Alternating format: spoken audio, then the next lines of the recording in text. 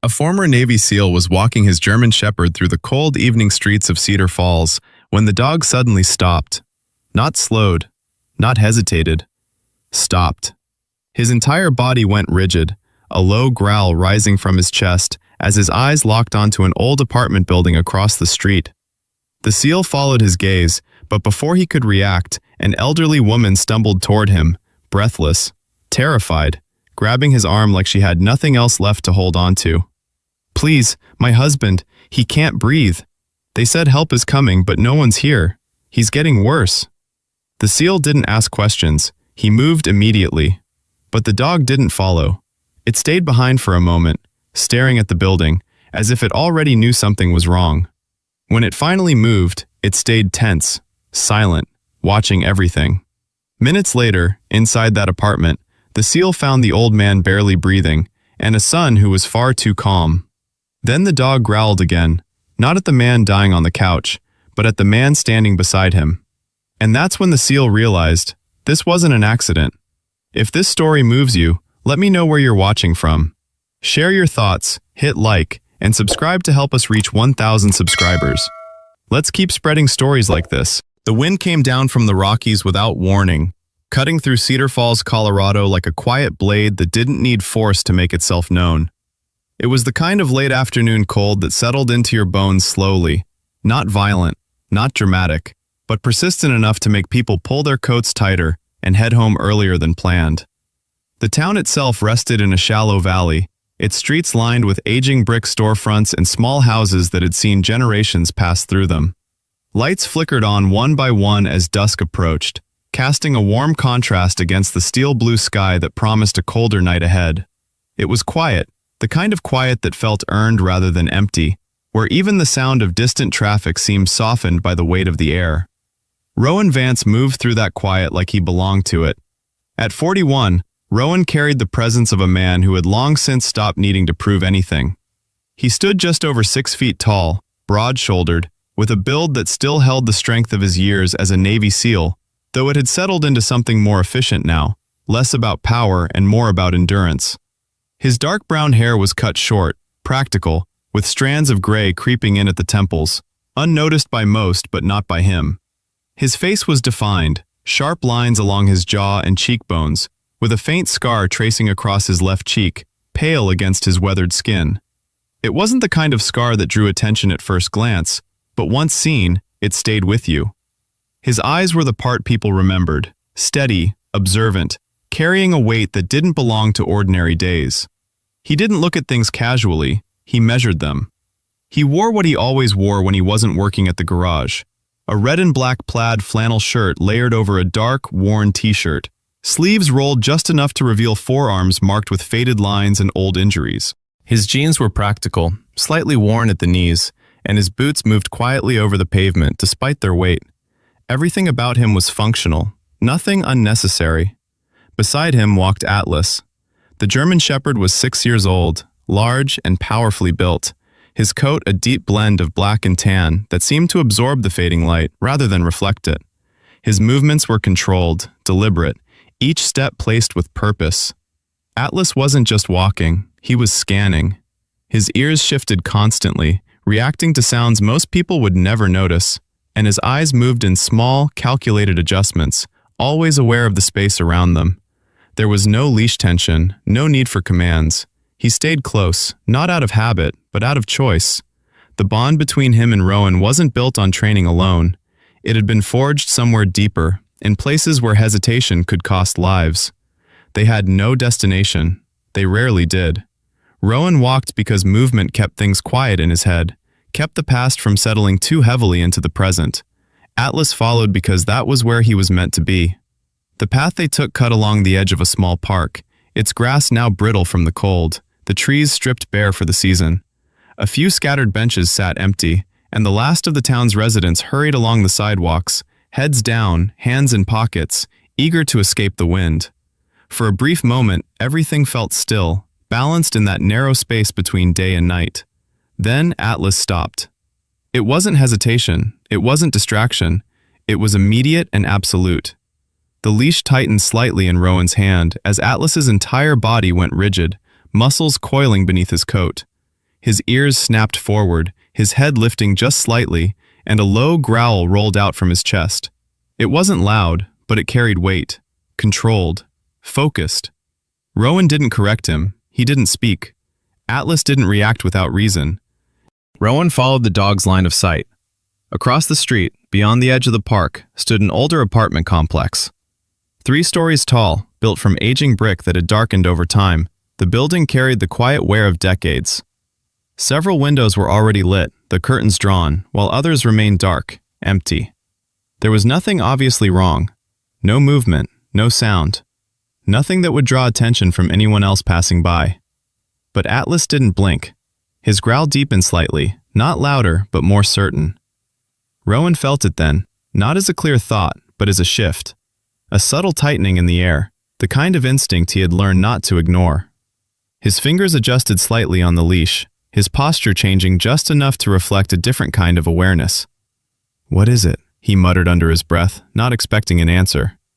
Atlas took a single step forward, nose lifting slightly, drawing in the cold air as if searching for something carried within it. Then he stopped again, more rigid this time. Footsteps broke the moment.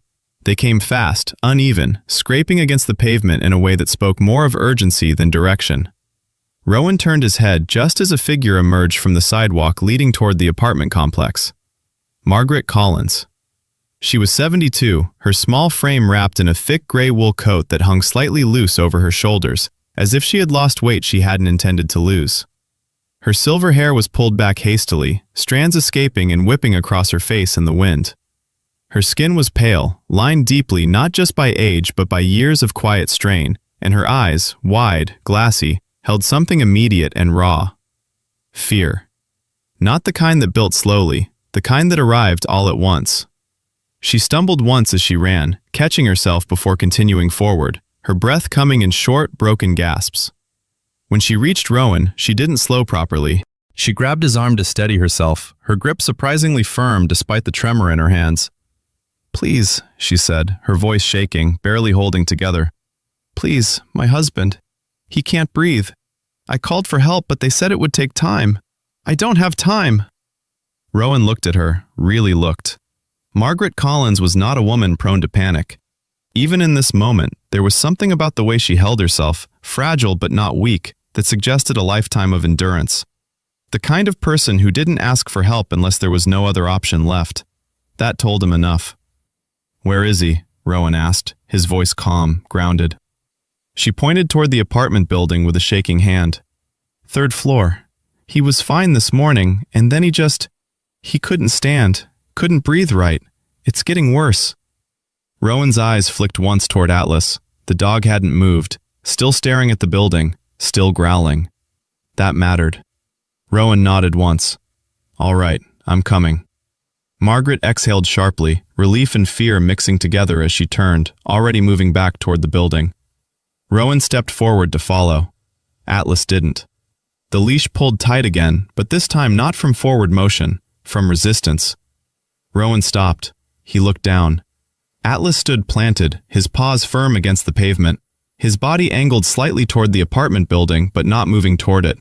His growl had lowered, deeper now, quieter but more intense. His eyes didn't leave the structure. It wasn't hesitation, it was warning. Rowan studied him for a second longer than usual. Atlas had walked into worse places without pause. Gunfire, chaos, darkness. None of it had stopped him like this. Something about this place was different. Rowan felt the shift again, stronger this time. Behind him, Margaret turned, her voice breaking again. "Please, he's getting worse." Rowan looked back at her, then at Atlas. A decision, simple and immediate. He stepped forward. "Stay close," he said quietly to the dog. For a moment, Atlas didn't move. Then, slowly, reluctantly, he followed. But the tension didn't leave his body. If anything, it sharpened. And as they crossed the street toward the apartment building, the cold wind seemed to press in just a little tighter around them, carrying with it something unseen, something waiting. Rowan didn't know what they were walking into yet, but Atlas did, and Atlas had already decided. Something was wrong. The hallway inside the apartment building held a different kind of cold than the wind outside, one that didn't come from weather, but from neglect. The air was stale, faintly tinged with cleaning chemicals that had long since failed to mask the underlying scent of age and closed spaces. The fluorescent lights overhead flickered with a low hum, casting a pale, uneven glow across the narrow corridor. The walls were lined with old paint that had chipped in places, revealing layers beneath, each one marking time that had passed without much care. Margaret moved ahead quickly despite her age, her steps uneven but urgent, her hand brushing along the wall for balance as she led Rowan toward the stairwell. Rowan followed without hesitation, his movements steady and controlled, while Atlas walked close at his side, but not relaxed. The dog's posture remained tense, his head slightly lowered, his ears alert, his gaze shifting constantly between the path ahead and the space behind them as if the danger was not fixed in one place. They reached the third floor, and Margaret didn't slow as she hurried down the corridor toward a door at the far end. Her breathing had grown sharper, more strained, but she didn't stop, driven forward by something stronger than exhaustion. She fumbled briefly with the keys in her hand before pushing the door open. Warm light spilled out, but it did nothing to ease the tension that followed them inside. The apartment was small but orderly, the kind of space maintained through routine rather than comfort. The furniture was modest, worn but clean, arranged with care that suggested habit rather than preference. Framed photographs lined the walls, images of a younger family frozen in time, smiling in ways that didn't belong to the present moment. The air inside carried a faint medicinal scent, sharper than the hallway, mixed with something else harder to place. Rowan stepped in, his eyes adjusting instantly, taking in the details without appearing to look for them. And then, he saw him. Harold Collins lay on the couch near the center of the room, his body slightly turned to one side, his chest rising in shallow, uneven movements that came too slowly and with too much effort. At 78, Harold still carried the frame of a man who had once been strong, broad through the shoulders, his hands large and worn from years of physical work. His thinning white hair clung to his scalp, damp with sweat, and his skin had taken on a pale gray tone that didn't belong to simple illness. His eyes were half open but unfocused, drifting without recognition, as if he were already slipping away from the room. Margaret rushed to his side immediately, dropping to her knees, her hands trembling as she reached for him. "Harold, I'm here," she whispered, her voice breaking as she touched his arm. "You're going to be all right." Rowan moved closer, already assessing the situation, his focus narrowing. But he wasn't the only one there. Daniel Collins stood near the far side of the room, close to the window. He was 45, tall but slightly hunched at the shoulders, as if he carried a weight that had settled into his posture over time. His dark hair was neatly combed, though thinning slightly at the temples, and his face bore the faint stubble of someone who had not shaved recently but still made an effort to appear presentable. His clothes were clean, a button-down shirt tucked carefully into dark pants, too precise for the situation unfolding around him. His eyes were sharp, observant, but there was something guarded in them, something that didn't match the urgency of the moment. He stepped forward quickly as they entered, his expression shifting into something that resembled concern. "Mom," he said, his tone controlled, almost rehearsed. "Where did you go? I told you I was handling it." Margaret didn't look at him. "He's getting worse," she said, her voice shaking. "I found someone to help." Daniel's gaze moved to Rowan, then to Atlas, lingering for just a fraction longer on the dog. Something flickered in his eyes before it disappeared. "I already called an ambulance," Daniel said, his voice steady, measured. "They're on their way. We just need to wait." Atlas growled. It wasn't loud, but it cut through the room with precision. Daniel's eyes shifted back to the dog, his expression tightening slightly before smoothing over again. "Is that necessary?" he asked, attempting a small, uneasy smile. Rowan didn't answer immediately. He stepped closer to Harold, crouching beside the couch, his attention fixed on the older man's breathing. He could see the delay between each inhale, the strain in the chest, the way the body struggled to keep a rhythm it was losing. "How long has he been like this?" Rowan asked, without looking up. Daniel hesitated. It was subtle, barely noticeable, but it was there. "Not long," he replied. "Maybe 10 minutes. It came on suddenly." Rowan's eyes lifted briefly, meeting Daniel's for just a second before returning to Harold. 10 minutes didn't match what he was seeing. Margaret shook her head slightly. "It started earlier," she said, her voice trembling. He felt dizzy this afternoon, then it got worse. Daniel's jaw tightened just enough to be seen. "It wasn't that bad earlier," he said quickly. "You're overreacting." Atlas took a step forward. His body positioned itself between Rowan and Daniel, his head lowered slightly, his eyes locked onto the man. The growl deepened, more focused now, less warning and more certainty. Rowan noticed. He always noticed. He rose slowly to his feet, his posture calm but deliberate. "When exactly did you call the ambulance?" he asked. Daniel crossed his arms briefly before letting them fall back to his sides, a small movement that suggested restraint more than comfort. "I told you." "About 10 minutes ago." Rowan glanced at the clock on the wall. The second hand moved steadily, indifferent. Margaret's eyes flicked toward it as well, confusion crossing her face. "Daniel," she said softly, "it's been longer than that." Daniel didn't respond to her.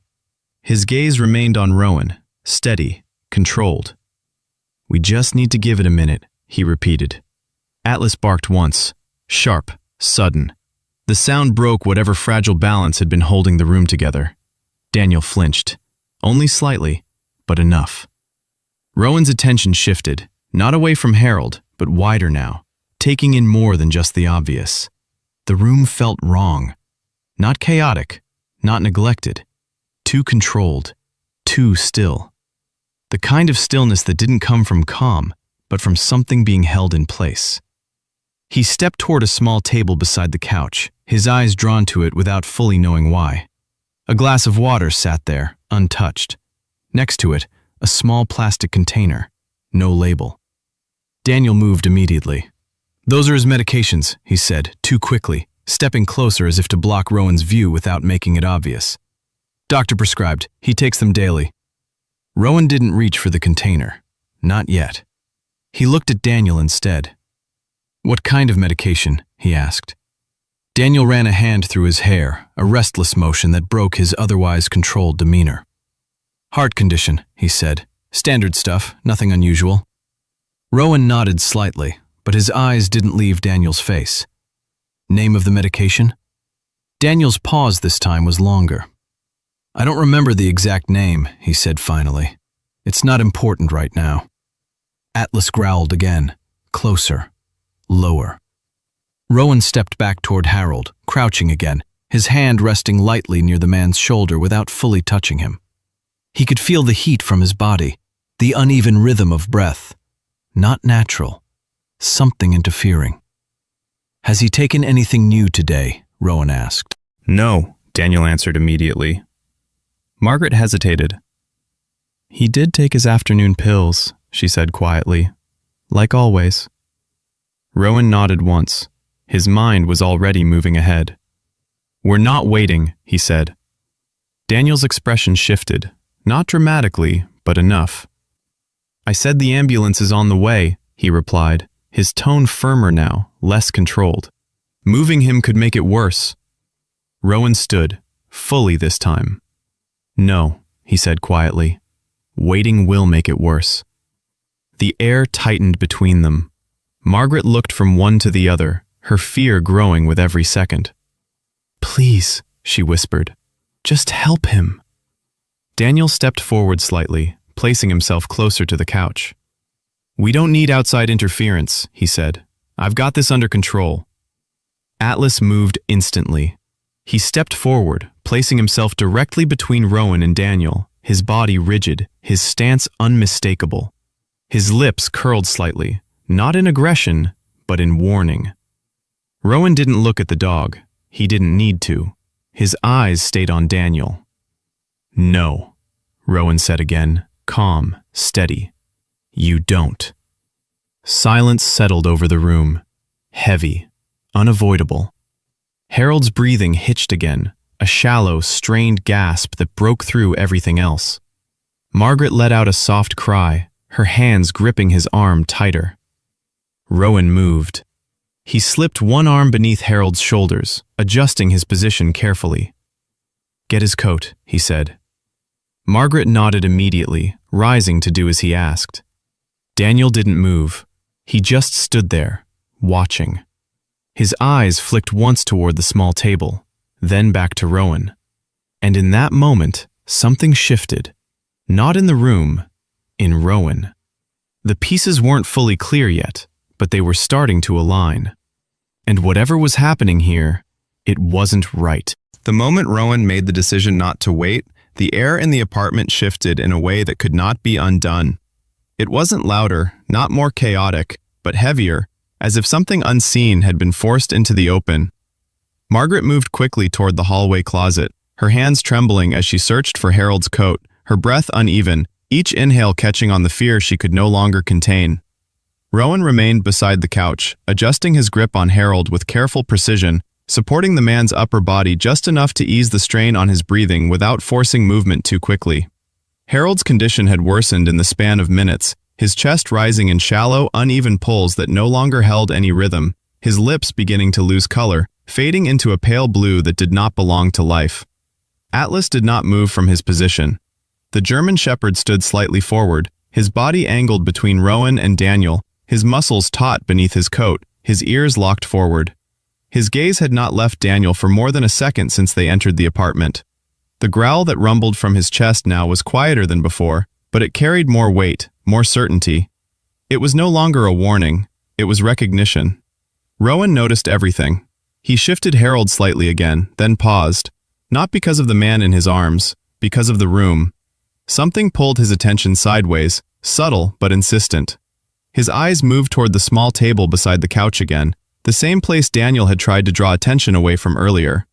The glass of water still sat untouched, the surface perfectly still, as if it had been placed there carefully and left undisturbed. Beside it, the plastic container remained where it had been, half in shadow. This time, Rowan reached for it. Daniel reacted instantly.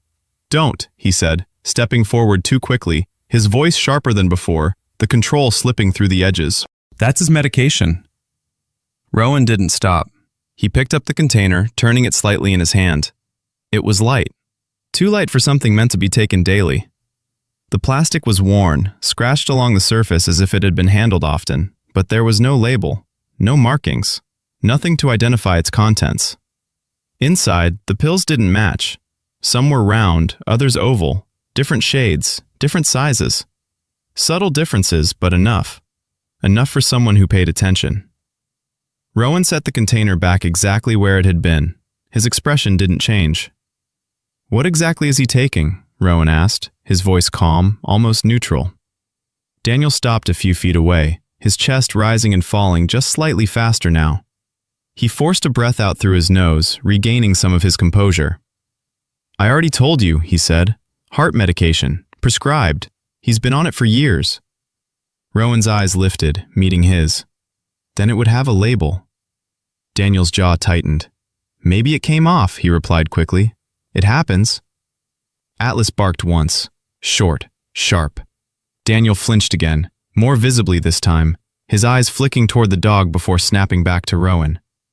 Margaret returned then, clutching Harold's coat in her hands, her movements rushed, unfocused. "Here," she said, her voice breaking as she knelt beside them again. "Please, just take him." Rowan nodded once. He slid one arm more securely beneath Harold's shoulders, the other supporting his legs, lifting him carefully from the couch. Harold's body felt heavier than it should have, not from weight, but from the way it failed to respond, his limbs slack, his head falling slightly against Rowan's chest as his breathing stuttered again. "Stay with me," Rowan said quietly, not expecting a response, but saying it anyway. Harold didn't react. Margaret moved quickly, draping the coat over her husband's chest, her hands lingering there for a second longer than necessary, as if she could hold him in place through sheer will. "We need to go," Rowan said. Daniel stepped forward again, faster this time. "You don't know what you're doing," he said, his voice tighter now, the calm he had been maintaining beginning to fracture. "Moving him like this could kill him," Rowan cut in, his tone still level. Daniel didn't answer, because he didn't need to. The silence said enough. Rowan adjusted his grip, shifting Harold slightly to stabilize him. As he did, his hand brushed briefly against the side table again. Without looking, without breaking the flow of movement, he reached back and took the container, slipping it into the pocket of his flannel shirt in one smooth motion. Daniel saw it. His reaction was immediate. "What are you doing?" he snapped, stepping forward, his composure breaking completely now. "That's not yours to take." Rowan turned slightly, just enough to face him. "To make sure he gets the right treatment," he said. Daniel's eyes locked onto the pocket where the container now sat. "You don't even know what that is." Rowan held his gaze. "Exactly." For a moment, neither of them moved. Margaret looked between them, confusion and fear mixing in her expression. "Please," she said, her voice trembling. "We don't have time for this." Rowan nodded. He turned toward the door. Daniel stepped into his path, not fully blocking it, but enough. "No," Daniel said. The word landed differently this time. Not controlled, not careful. Final. Atlas moved, instantly. He stepped forward, placing himself directly between Rowan and Daniel, his body rigid, his stance low, his eyes locked onto Daniel with a focus that did not waver. His lips pulled back slightly, revealing the edge of his teeth, not in attack, but in warning that was no longer subtle. Daniel hesitated, just for a second, but it was enough. Rowan saw it. The pause. The calculation. Not fear, not concern. Something else. Something colder. "Move," Rowan said quietly. Daniel didn't respond right away. His chest rose and fell once, slower now, as if he were forcing himself to think through something that had already begun to unravel. Then, slowly, he stepped aside. Not willingly, but because he had to. Rowan didn't wait. He moved past him, carrying Harold toward the door, Margaret close behind, her hands hovering near her husband, as if she were afraid to let him out of reach. Atlas followed immediately, but not before turning his head once more toward Daniel, his gaze holding for just a fraction longer, memorizing. The hallway felt colder than before as they stepped out, the air pressing in around them as if reacting to what had just happened. Rowan moved quickly but carefully toward the stairwell, each step deliberate, each movement controlled to keep Harold as stable as possible. Behind them, the apartment door remained open. Daniel stood in the doorway, watching. He didn't follow. Not yet. Rowan felt it, even without turning, the sense that something wasn't finished, that whatever had started in that room hadn't ended when they walked out. Atlas felt it too. The dog moved slightly ahead now, his attention split between the path down the stairs and the space behind them, his ears shifting constantly, his body ready. Halfway down the first flight, Harold's breathing faltered again. A longer pause this time. Margaret gasped. He's not breathing right."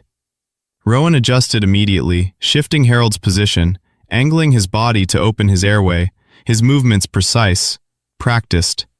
"Stay with me," he said again, firmer now. A shallow inhale followed, weak, but there. They kept moving, step by step. The distance to the exit felt longer than it should have, and with every second, the weight of what Rowan carried wasn't just the man in his arms. It was the certainty forming in his mind. The pills, the timing, the hesitation. The way Daniel had watched. This wasn't an accident.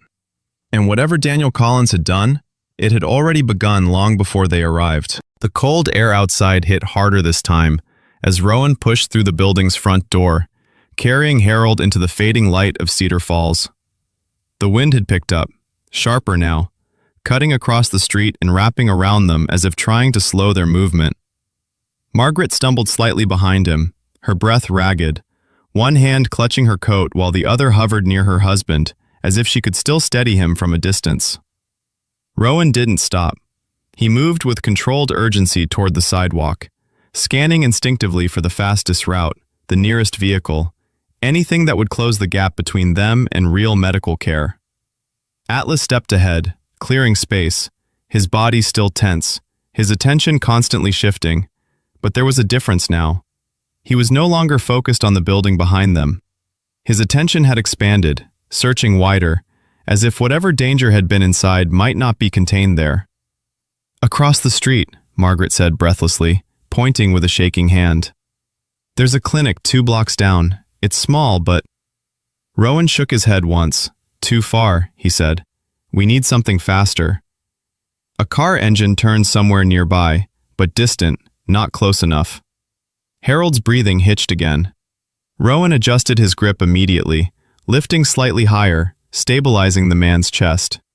Stay with me, he said, his voice low, firm, steady in contrast to everything else. A sound broke through the wind, a voice. Hey! Rowan turned his head slightly. A boy stood near the edge of the apartment building's parking lot. He hadn't been there a second ago. Or Rowan hadn't seen him. Ethan Brooks was 12 years old, thin and slightly taller than most boys his age, with messy blonde hair that fell into his eyes no matter how many times he pushed it back. He wore a worn-out hoodie 2 sizes too big, sleeves covering most of his hands, and a pair of sneakers that had seen better days. His face was pale from the cold, but it wasn't the weather that held him still. It was something else. He looked like he had been waiting, watching. His eyes moved first to Rowan, then to Harold, then to Margaret, then to Atlas. The dog noticed him immediately. Atlas didn't growl this time, but he didn't relax either. Ethan took a hesitant step forward, then stopped again, uncertainty locking his feet in place.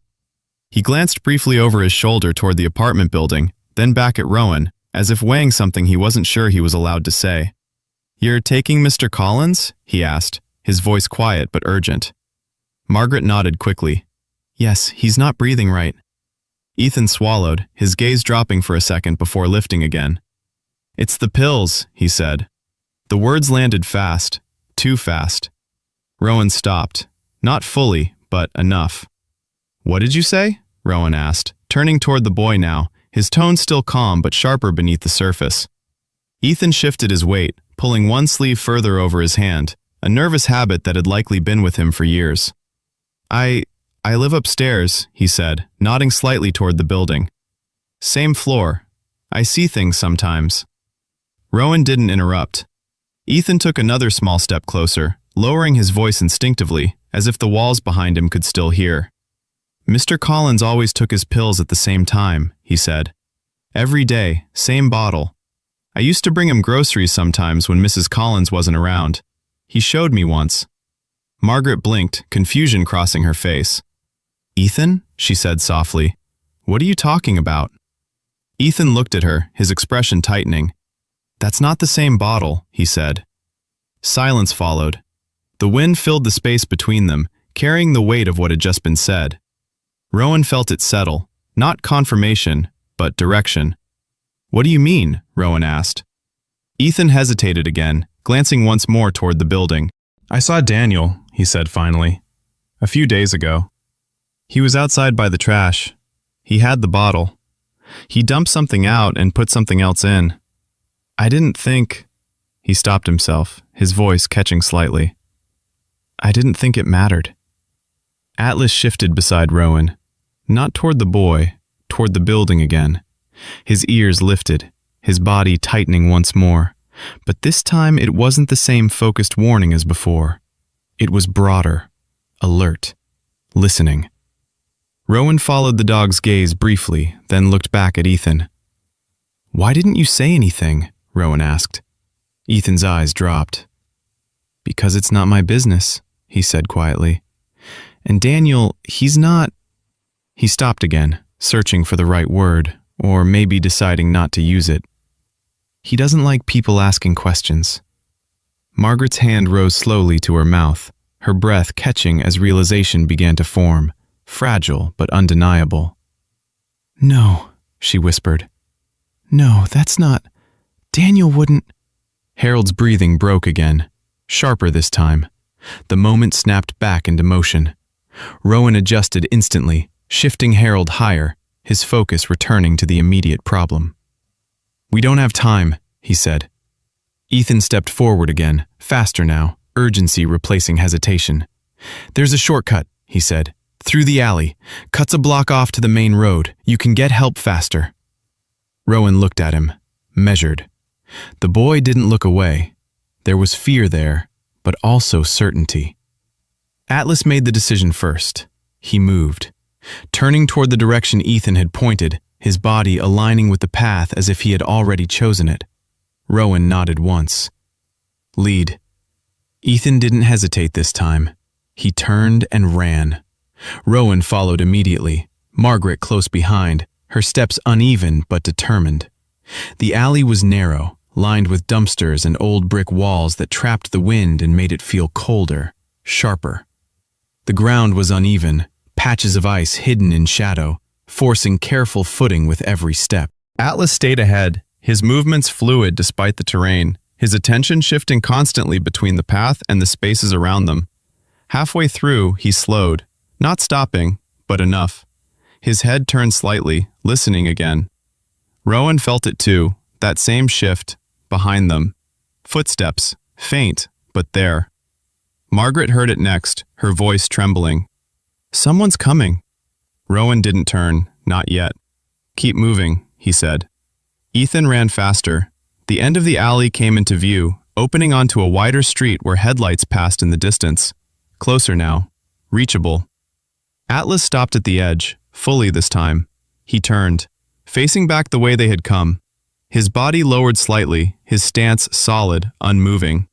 The growl returned, low, certain. Rowan shifted Harold in his arms, his grip tightening just enough to prepare for whatever came next. He didn't need to see it yet. He already knew. This wasn't over. The street opened wide in front of them, headlights cutting through the deepening dusk as cars passed in uneven intervals, their tires whispering against the cold pavement. The world out here felt louder, more alive than the alley behind them, but the urgency hadn't eased. If anything, it sharpened.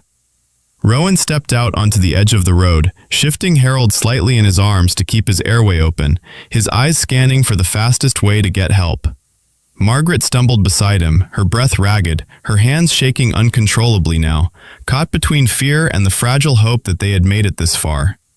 Ethan stopped a few feet ahead, turning back, his chest rising and falling quickly as he waited for Rowan to catch up, his eyes flicking nervously toward the alley behind them, as if expecting something to emerge from it at any moment. Atlas didn't move forward. He stood at the edge of the alley, his body rigid, his head lowered slightly, his eyes locked on the darkness behind them. The growl that rolled from his chest was deeper now, steady, unbroken. It wasn't a reaction, it was a declaration. Rowan felt it before he saw it, the shift, the presence. Then the footsteps came again, clear this time, measured, not rushed. Daniel Collins stepped out of the alley. He didn't look like a man chasing someone. He looked like a man who had already decided something and was simply following it through. His posture was straight now, no longer hunched, no longer uncertain. The controlled calm from earlier had returned, but it was different, sharper, colder. His face had lost the strained concern he had worn in the apartment, replaced by something more focused, something that didn't belong to a son trying to save his father. His eyes went first to Rowan, then to Harold, then to the pocket of Rowan's flannel, the one holding the pills. "You should have left it," Daniel said, his voice even, carrying clearly across the distance between them. Margaret turned slowly, her expression breaking as she saw him. "Daniel," she whispered, her voice trembling. "What are you doing? We need to get him help." Daniel didn't look at her, not right away. "We had time," he said, almost to himself, though the words were meant for all of them. "It was supposed to take longer."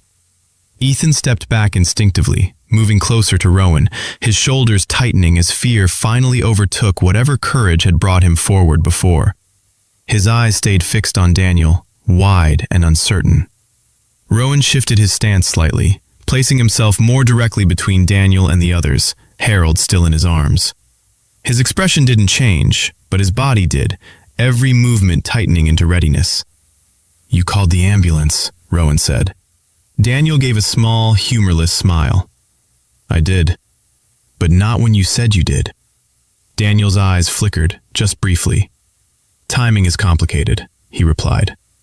Atlas stepped forward, slowly, deliberately, placing himself between Rowan and Daniel once again, his body low, his stance grounded, his eyes locked on the man with an intensity that didn't waver. His growl deepened, filling the space with a sound that carried weight beyond volume. Daniel looked at the dog. This time, he didn't pretend it didn't matter. "He always was the problem," Daniel said quietly. Rowan's grip tightened slightly on Harold. "Not the dog," Rowan said. "You." The words landed cleanly. Daniel's jaw shifted, the faintest sign of tension breaking through the calm he was holding on to. He took a step forward, slow, measured. "You don't understand," he said. "None of you do." Margaret shook her head, tears forming in her eyes. "Then explain it," she pleaded. "Please, Daniel, just help your father." Daniel's gaze moved to her then, for the first time, and something changed, not softened, but revealed. "You think I haven't been helping?" he said, his voice still calm, but carrying an edge that hadn't been there before. You think I haven't been the one holding everything together while he kept getting worse? While the bills kept coming? While everything you both built started falling apart? Margaret stared at him, her expression caught between disbelief and something deeper. "We could have figured it out," she said, her voice breaking. "We always do." Daniel shook his head slowly. "No," he said. "Not this time." Harold's breathing hitched again. Longer pause. Weaker. The moment tightened. Rowan adjusted immediately, shifting Harold higher, his focus snapping back to what mattered most. "We're done here," he said. Daniel moved again, faster. Stepping closer, closing the distance just enough to make it clear he wasn't letting them walk away without resistance. "You take him now," Daniel said, his voice lower, more urgent. "You undo everything." Rowan didn't stop moving. "Everything that shouldn't have been done in the first place," he replied. Daniel's eyes hardened. "You don't get to decide that." "I already did." Atlas stepped forward again. This time, there was no mistaking it. His stance lowered further, muscles coiled, his body becoming a barrier that Daniel would have to cross if he wanted to get any closer. The growl shifted, no longer just a warning. It carried intent. Daniel stopped. Not because he wanted to, because he understood. He looked down at the dog, then back at Rowan, something calculating passing through his eyes again, weighing options that no longer worked in his favor. Sirens cut through the air, distant at first, then closer. The sound changed everything. Margaret gasped softly, relief breaking through her fear as she turned toward the street. "They're coming," she said, her voice trembling. Daniel didn't move, but the shift in him was immediate. The control slipped, not outwardly, but enough. His shoulders tightened, his breathing slowed, his eyes flicking once toward the direction of the sirens, then back to Rowan. "You don't know what you're walking into," he said quietly. Rowan held his gaze. "I do," he replied. "Enough." The sirens grew louder, closer. Headlights appeared at the far end of the street, flashing red and blue cutting through the fading light of Cedar Falls. Daniel stepped back. Just one step. But it was the first time he had given ground. Atlas didn't move. He held his position, his eyes still locked, making sure the line that had been drawn stayed exactly where it was. The ambulance pulled up fast, brakes hissing as it came to a stop near the curb. Two paramedics jumped out immediately, moving with practiced urgency toward Rowan. One of them, a tall man in his mid-30s with a solid build and closely shaved head, introduced himself quickly as Eric Dawson, his voice steady and direct as his eyes moved over Harold's condition. The second, a woman slightly younger, with dark hair pulled into a tight ponytail and sharp, focused features, moved in beside him, already preparing equipment, her movements efficient and precise. "What do we have?" Eric asked. 78, Rowan said. "Labored breathing, worsening fast, possible reaction to medication." The paramedics didn't waste time. They moved in, transferring Harold onto the stretcher with coordinated precision, securing him, adjusting oxygen, checking vitals in rapid sequence. Margaret hovered close, her hands trembling, her eyes locked on her husband as if afraid to look away even for a second. Rowan stepped back slightly, giving them space. Atlas moved with him. But the dog's attention didn't shift. It remained on Daniel. Even as the situation changed, even as help arrived, because whatever had started this wasn't finished. The ambulance doors slammed shut with a heavy finality that seemed to divide everything into before and after. Inside, the space was tight, filled with controlled urgency as equipment hummed and monitors flickered to life. Harold lay strapped to the stretcher, oxygen mask secured over his face, his breathing still uneven but now supported, guided. The paramedics moved with practiced precision, hands steady, voices calm but focused. Eric Dawson stood at Harold's side, one hand checking the pulse, the other adjusting the oxygen flow, while his partner, Melissa Grant, prepared an IV line, her movements quick and efficient, her eyes sharp and unblinking as she monitored every small change. Rowan climbed in without hesitation, taking a position near Harold's shoulder, steadying himself against the slight movement of the vehicle as it pulled away from the curb. Margaret followed, her hands trembling as she gripped the edge of the stretcher, her eyes never leaving her husband. Her face was pale, drawn tight with fear that had not yet found release. Outside, the world blurred into motion as the ambulance accelerated, sirens cutting through the evening air, clearing a path toward the hospital. Atlas jumped in last. The German Shepherd moved smoothly into the space, settling near Rowan's side, but not lying down. His body remained tense, his ears alert, his gaze shifting between Harold and the rear doors, as if expecting something to break through at any moment. Even here, surrounded by trained professionals, he did not relax. "Stay with him," Melissa said, glancing briefly at Rowan as she secured the IV line. Her voice carried quiet authority, the tone of someone who had done this too many times to waste words. She was in her early 30s, her dark hair pulled tight, her features sharp but composed, her movements reflecting years of experience in situations where hesitation cost lives. Rowan nodded once. He placed a steady hand lightly against Harold's shoulder, grounding him. "You're not done," Rowan said quietly, his voice low but firm. "Stay here." Harold's breathing stuttered again, a shallow inhale, then another. Margaret let out a soft, broken sound, her hand covering her mouth as she tried to hold herself together. "Please," she whispered, her voice trembling. "Please don't leave me." Eric glanced at the monitor, then at Melissa. "BP dropping," he said, his tone still controlled but tighter now. "We need to stabilize him before we hit the ER." Melissa nodded, already moving. "Increase oxygen, prep for possible reaction," she said, her hands moving quickly, adjusting the line, checking the response. Rowan's eyes shifted briefly, to his pocket, the pills, still there. He reached in, pulling the container out without hesitation. Melissa noticed immediately. "What is that?" she asked, her tone sharpening. "His medication," Rowan said, "but something's wrong with it." Eric stepped closer, taking the container, his brow tightening as he opened it and looked inside.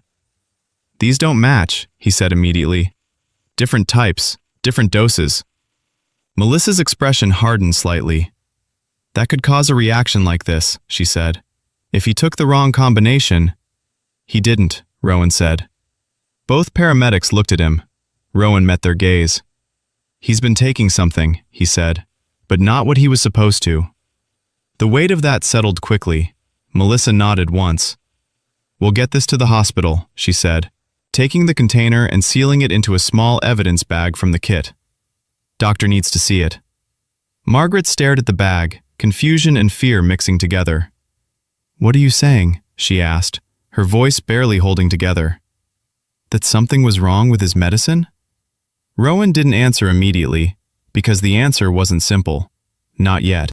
The ambulance slowed slightly as it approached an intersection, the sirens continuing to cut through the air, clearing the way. Then, a voice, from the back. "Wait!" The sound came muffled through the doors, desperate, familiar. Atlas reacted instantly. He turned, his body tightening, ears forward, a low growl forming again. Rowan looked up. The ambulance hadn't fully stopped, but the driver slowed just enough. The rear doors opened briefly. Ethan Brooks stood there, breathless, his face flushed from running, his hoodie half-zipped, one sleeve pushed back as he held onto the edge of the door to steady himself. "I need to tell you something," he said, his voice rushed, uneven. Melissa frowned. "You can't ride along," she said quickly. "We're in transit." "It's important," Ethan insisted, his eyes darting between Rowan and the paramedics. "About Mr. Collins." Rowan nodded once. "Say it." Ethan swallowed, forcing the words out. "I saw him again," he said.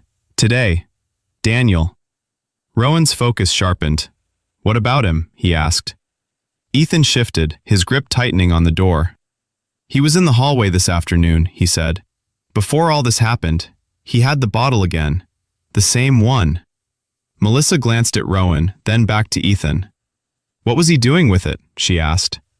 Ethan hesitated, not from uncertainty, from fear. He switched them, he said finally. I saw him take some pills out and put others in. Different ones. He dropped one on the floor and didn't even notice. I picked it up later. Rowan leaned slightly forward. Do you still have it? Ethan nodded quickly, reaching into his pocket with shaking hands. He pulled out a small pill, holding it carefully between his fingers as if it might break.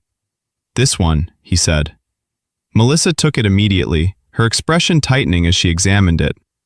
This doesn't match standard heart medication, she said. Not even close. Eric exhaled slowly. Then this wasn't an accident, he said. The words hung in the air, heavy. Margaret's face went completely still. No, she whispered. No, Daniel wouldn't do that. Ethan didn't look at her. He couldn't. I didn't say anything, he said quietly, his voice dropping. I thought maybe I was wrong. Rowan looked at him, really looked this time. Ethan Brooks was just a kid, 12 years old, too young to carry something like that, too young to understand the weight of silence. You're not wrong, Rowan said. The words were simple, but they mattered. Ethan nodded slightly, his shoulders tightening as if something inside him had shifted, just enough to let him stand there without backing away. Melissa sealed the pill into the same bag as the others, her movements precise. This goes straight to the doctor, she said. Eric nodded. And to the police. The ambulance picked up speed again. The doors closed. Ethan stepped back, disappearing from view as the vehicle moved forward, leaving him standing in the street, smaller now, but no longer silent. Inside, the focus returned to Harold. His breathing shifted again. This time, slightly stronger. Still weak, still unstable. But there, a response. Melissa checked the monitor, her expression sharpening. He's reacting, she said. Not stable yet, but improving. Margaret let out a broken breath, her body shaking as the first edge of relief broke through the fear. He's going to make it, she whispered, more to herself than anyone else. Rowan didn't respond. Not yet. His eyes moved once more to the bag in Melissa's hand. The pills, the evidence, the truth, and then to Atlas. The dog had settled slightly now, but his ears still shifted, his awareness still active, as if he knew this wasn't the end. Rowan felt it too, because whatever Daniel Collins had started was now moving beyond him, and there was no stopping what came next. The hospital doors burst open as the ambulance came to a sharp stop, the transition from motion to stillness hitting with sudden force. Bright white lights flooded the interior as the rear doors swung wide, replacing the dim, enclosed urgency of the ambulance with the sterile intensity of the emergency room. The air inside the hospital was colder in a different way, cleaner, sharper, filled with the quiet hum of machines and the distant echo of controlled chaos. Every sound had purpose here. Every movement carried weight. Eric Dawson and Melissa Grant moved immediately, unlocking the stretcher and guiding Harold out with practiced efficiency. The wheels hit the ground with a quick metallic rattle before rolling forward at speed. 78. Suspected adverse drug reaction. Unstable breathing but responsive, Eric called out, his voice clear and precise as they pushed through the corridor. Medical staff converged quickly, drawn not by panic but by protocol, each person stepping into position without hesitation. A doctor stepped forward to meet them. Dr. Nathan Cole was in his early 50s, tall and slightly stooped from years of long shifts, his dark hair now streaked with gray, his face lined with experience rather than age alone. His eyes were sharp, calculating, the kind that could assess a situation in seconds and cut through anything unnecessary. His voice carried quiet authority, low but decisive. What do we have? Melissa handed him the sealed bag. Mixed medication, no label, possible tampering, she said. Patient showing signs of severe reaction. Dr. Cole's gaze flicked to the bag, then to Harold. Get him into Trauma Bay 2, full panel, blood work, monitor everything. We don't assume anything. The stretcher moved again, faster now, disappearing behind double doors as a team followed in tight coordination. Margaret tried to go with them. A nurse stepped in gently but firmly, guiding her back. They need space, she said, her voice calm but steady. Margaret didn't resist, but her body seemed to lose structure without the immediate presence of her husband. She stood frozen for a second, her hands hovering in the air before slowly lowering, her breath uneven as reality began to settle in around her. Rowan stepped back as well. He didn't argue. He understood the line. Atlas stayed close, his body finally lowering slightly as he sat beside Rowan, but his alertness didn't fade. His gaze shifted toward the entrance of the emergency room, his ears twitching at every movement beyond the glass doors. Rowan noticed. He always did. Minutes passed. Not many, but enough. Margaret sat down heavily in a nearby chair, her posture collapsing inward, her hands clasped tightly together in her lap. Her eyes were distant now, not unfocused, but searching inward, replaying everything that had just happened. Then, the doors opened again. Daniel Collins walked in. He wasn't running this time. He wasn't out of breath. He looked composed. Too composed. His shirt was still neatly tucked, his hair still in place, his expression controlled, almost neutral. The only sign that anything had changed was in his eyes. They moved quickly, scanning the room, locking onto Rowan for a fraction of a second before shifting to Margaret. "Mom," he said, his voice calm, steady. "Is he in there?" Margaret looked up slowly. For a moment, there was relief in her expression. Then it faltered. Something didn't fit anymore. "Yes," she said, her voice softer now, uncertain. "They're helping him." Daniel nodded, stepping closer, but his gaze flicked again toward Rowan, then to Atlas. The dog didn't move, but the shift in him was immediate. His body tensed again, ears forward, eyes locking onto Daniel with the same focused intensity as before. The low growl returned, quieter than before, but unmistakable. Daniel stopped, just for a second, then forced a small smile. "Still doesn't like me," he said lightly. Rowan didn't respond. He didn't need to. The silence between them carried more weight than any words. A nurse approached then, her expression composed but firm. "Family of Harold Collins?" she asked. Margaret stood immediately. "Yes," she said. The nurse nodded. "The doctor will speak with you shortly. We're stabilizing him now." Margaret exhaled, relief breaking through again, but it didn't fully settle this time. Daniel stepped closer to her. "See?" he said quietly. "He's going to be fine." Rowan watched him, carefully. Every word, every movement. Daniel's gaze shifted again, to Rowan's chest, to the pocket where the pills had been. He didn't see them, and for the first time, there was uncertainty. Small, but real. Footsteps approached from the hallway. 2 officers entered the emergency room. The first was Detective Laura Bennett, early 40s, composed, her blonde hair pulled back tightly, her posture straight, her presence controlled in a way that didn't demand attention but commanded it anyway. Her eyes moved quickly, assessing, absorbing. The second was Officer Daniel Ruiz, younger, broader, his expression more direct, less concealed, carrying the edge of someone still new enough to react before filtering everything through experience. They didn't speak immediately. They looked. At Margaret, at Rowan, at Daniel. Then at the sealed evidence bag now resting in the hands of a nurse nearby. Bennett stepped forward. "Daniel Collins?" she asked. Daniel turned, slowly. "Yes?" Her voice remained steady. "We need to ask you a few questions regarding your father's condition." Daniel's expression didn't change, but something behind it did. "Now?" he asked. "Yes," Bennett replied. Ruiz stepped slightly to the side, positioning himself without making it obvious. Margaret looked between them, confusion rising again. "What is this?" she asked, her voice trembling. Bennett didn't answer immediately. Her eyes shifted briefly to Rowan, then back to Daniel. "We've received preliminary information regarding possible medication irregularities," she said. "We just need clarification." Daniel's jaw tightened, almost imperceptibly. "That's a misunderstanding," he said quickly. "He's been on those medications for years." Rowan spoke, calm, direct. "They don't match." The room went still. Daniel looked at him. Really looked this time. And whatever mask he had been holding on to slipped. Just for a second. But it was enough. Bennett saw it. Ruiz saw it. Atlas felt it. The dog stood slowly, his body shifting forward, his presence sharpening, as if confirming something that no one else had fully said out loud yet. Bennett stepped closer. "Where did you get the medication?" she asked. Daniel didn't answer immediately.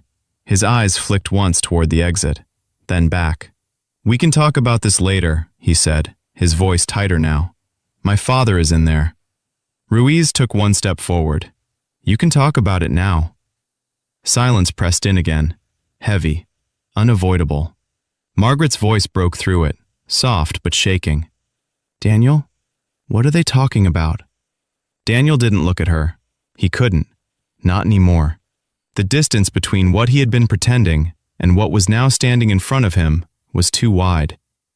Bennett's voice softened slightly, but only slightly. "We believe the medication may have been altered," she said. Margaret's breath caught. "No," she whispered. Daniel closed his eyes briefly, then opened them again. And this time, there was nothing left to hide. The silence in the emergency room didn't last long. It broke the moment Daniel Collins exhaled. Not a sigh of relief, not frustration, something closer to release. His shoulders lowered slightly, the tension he had been holding for hours slipping just enough to reveal what had been underneath all along. When he opened his eyes again, the controlled calm was gone. What remained was something heavier, something that no longer needed to pretend. "I didn't think it would happen this fast," he said. Margaret froze. The words didn't register immediately, not in the way they should have. They lingered in the air, disconnected from meaning, until they began to settle. "Daniel," her voice trembled, barely forming the name. "What are you saying?" Daniel didn't look at her, not yet. His gaze stayed forward, fixed somewhere between Rowan and the floor, as if meeting either fully would make this real in a way he wasn't ready to face. "I just needed more time," he continued, his voice low, stripped of the careful tone he had used before. "That's all." He was already getting worse. The doctor said it wasn't going to improve. The bills kept coming. Everything was falling apart and nobody wanted to admit it. Margaret shook her head slowly, her hands tightening against each other until her knuckles turned pale. "We could have figured it out," she said, her voice breaking under the weight of it. "We always do." Daniel let out a short, hollow breath. "No," he said. "Not this time." The room seemed smaller now, closer. Bennett stepped forward, her expression unchanged, her voice steady. "What did you do, Daniel?" Daniel finally looked at her, then past her, to Rowan. And for a brief moment, something flickered there. Recognition. Not of the man, but of what he represented. A line that couldn't be crossed. "I adjusted the medication," Daniel said. "Lower doses at first, then different ones. Enough to weaken him. Enough to make it look like it was just getting worse on its own." Margaret let out a sound that didn't fully become a word, her body swaying slightly as if the ground beneath her had shifted. "You were trying to kill him," she whispered. Daniel closed his eyes again. "I was trying to end it before it destroyed everything," he said quietly. Ruiz stepped forward, his posture firm now, the last of the distance closing. "Turn around," he said. Daniel didn't resist. He turned slowly, placing his hands behind his back without being told again.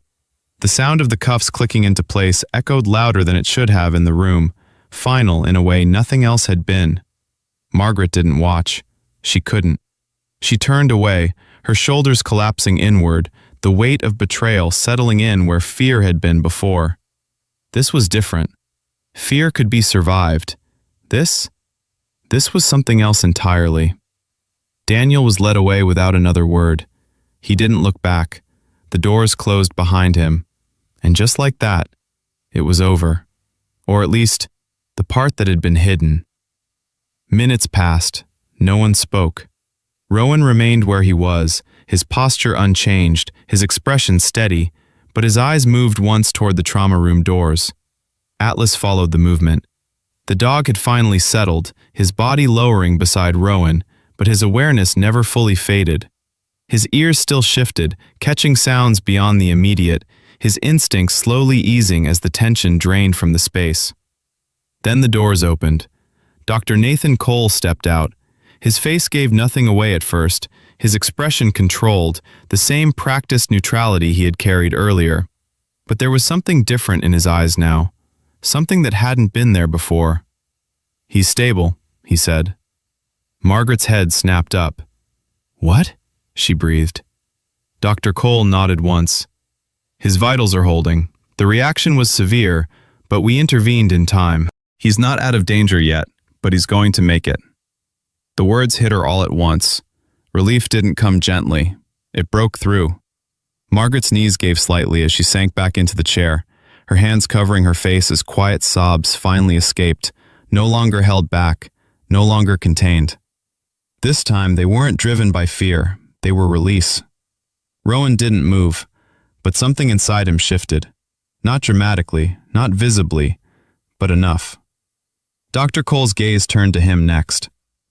"The medication you brought in," he said. "That made the difference. If we hadn't identified it quickly, we would have treated the wrong condition." Rowan nodded once. That was enough. No more needed to be said. Margaret lowered her hands slowly, her eyes red, her face lined with everything she had just endured. She looked at Rowan then, really looked, as if seeing him for the first time beyond the moment. "I don't even know your name," she said softly. Rowan hesitated for a fraction of a second, then answered, "Rowan." She nodded, holding on to it. "You saved him," she said. Rowan shook his head slightly. "He was still fighting," he replied. "I just didn't let him lose." Margaret's lips trembled faintly, but she didn't argue, because she understood, more than he realized. The room settled into a quieter stillness after that, not empty, not hollow, but resolved. The sharp edge of urgency had passed, leaving behind something steadier, something that could be held.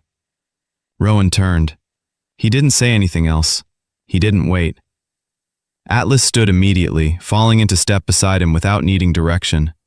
They moved toward the exit the same way they had entered, quietly, without drawing attention. By the time Margaret looked up again, they were gone. Morning came slowly over Cedar Falls, the cold light of day replacing the harsh brightness of the hospital. The town returned to its routine, unaware of how close something had come to breaking beneath the surface. Margaret walked carefully along the same path where everything had begun. The bench near the edge of the park stood empty, but something rested on it, a small metal tag, worn, simple. She approached slowly, her hands trembling as she reached down and picked it up. The cold surface pressed into her palm as she turned it over. The engraving caught the light. Liam Carter. The name hit her like a memory she hadn't expected to feel again. Her youngest son, gone years ago. A soldier. A boy who had left with too much courage and not enough time. Her breath caught. Understanding came in fragments at first, then all at once. The man who had carried her husband. The man who had stood between life and death without hesitation. The man who had walked away without asking for anything in return.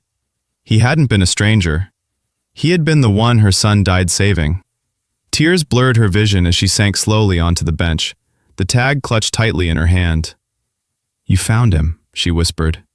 The wind moved gently through the trees, and somewhere beyond the edge of town, Rowan walked, Atlas at his side. The road ahead quiet.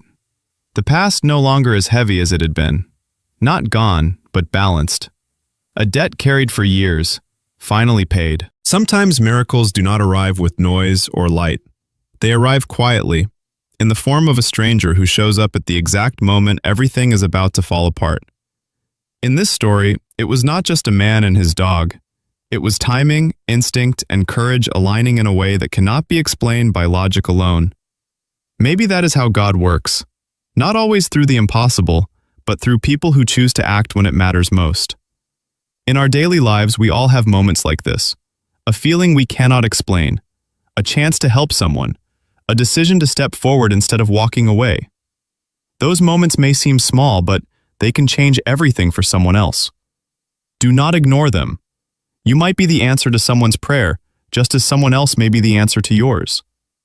If this story touched your heart, take a moment to share it with someone who needs hope today. Leave a comment telling us where you are watching from, and write Amen if you believe in quiet miracles. Subscribe to the channel for more stories about faith, courage, and kindness. May God watch over you, protect you, and guide your path wherever you are.